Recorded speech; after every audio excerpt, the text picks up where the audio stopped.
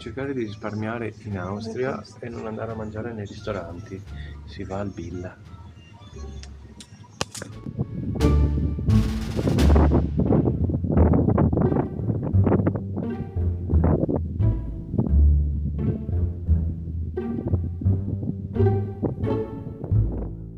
Sei pronta che ti porto in una fabbrica di birra?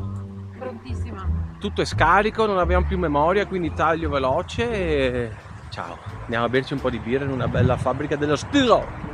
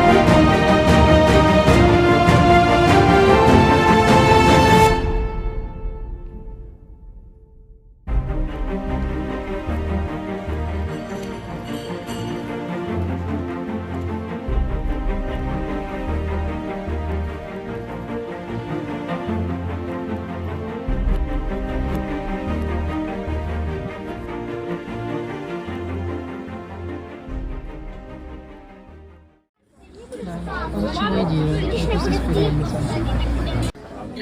Beh, sicuramente la ricerca di piatti e dolci tipici ci ha molto soddisfatto, assieme alla facilità di scegliere sempre la birra visto il suo prezzo inferiore all'acqua nei ristoranti.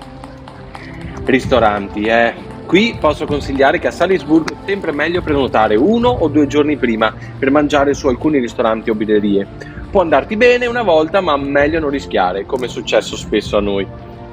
Per la colazione poi meglio farle nei Billa o in Tespar, ma la cosa più importante è che sicuramente aggiungerò ai gadget della moto e da viaggio è un mini fornello da campeggio con moka e caffè.